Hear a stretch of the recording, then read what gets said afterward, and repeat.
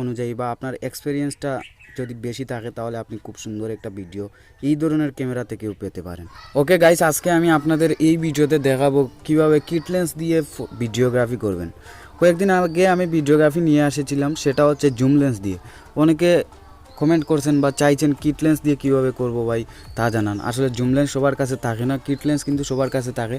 আমাদের বাজেট কম থাকার কারণে আমরা সর্বপ্রথম কিট লেন্সটাই আনি, আর কিট লেন্স সবার কাছে থাকে, এমন কোনো মানুষ নেই যে কিট লেন্স নেই। তো গাইস চলেন দেখা যাক কীভাবে আমরা ভিডিওগ্রাফি করতে পারি কিট লেন্স দিয়ে।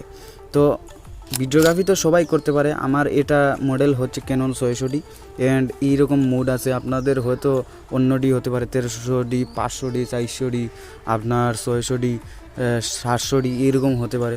তো আপনারা যেটাই থাক আপনাদের জাস্ট ভিডিও মোডে নেবেন, তার আগে একটা সেটিংস করে নেবেন। এখানে আপনারা কালার বালার চেঞ্জ করবেন, এখানে যে কালার বালার দিবেন সেইটা গিয়ে আপনাদের ভিডিওতে কাজ করবে।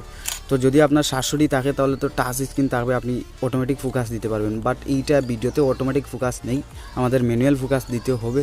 তো আমরা যাই হোক এবার সেটিংসটা দেখে নেই।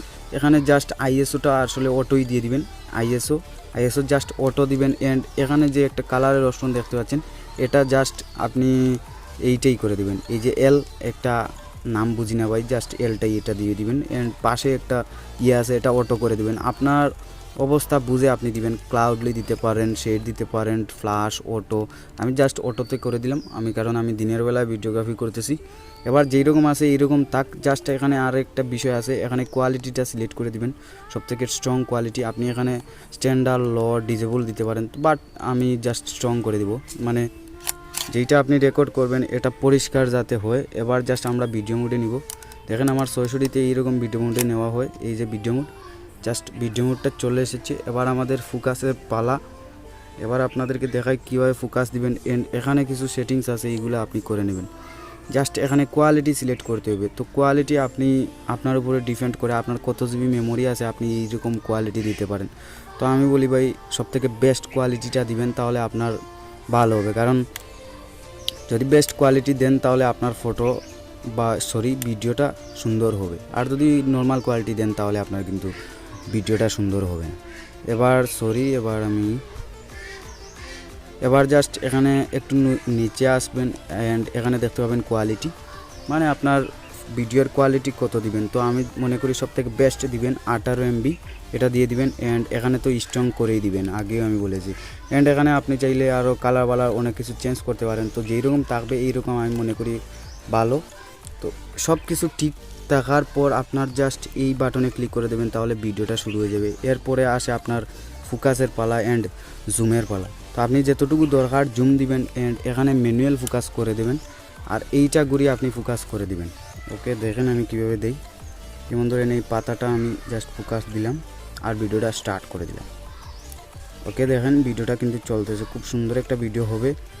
আপনারা ঠিক এইরকমভাবে আপনারা ভিডিও করতে পারেন। এবার যদি মনে করেন আপনি আরেক জায়গায় আপনি ফোকাস দিবেন, এরকম জাস্ট আপনি ম্যানুয়াল ফোকাসটা ঘুরিয়ে দিবেন, তাহলে আপনাদের ফোকাসটা হয়ে যাবে।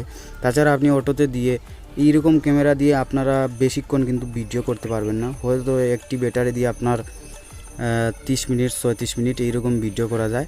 তো আপনারা অবশ্যই 700D যদি কিনেন তাহলে এখানে আপনাদের একটা ভালো হবে। আপনারা যেই দিকে নেবেন, যদি মানুষের ভিডিও করেন তাহলে মানুষের চেহারা অল টাইম ফোকাস দিতেই হবে, আপনি কিছুই করতে হবে না, জাস্ট ফোকাস দিতেই হবে।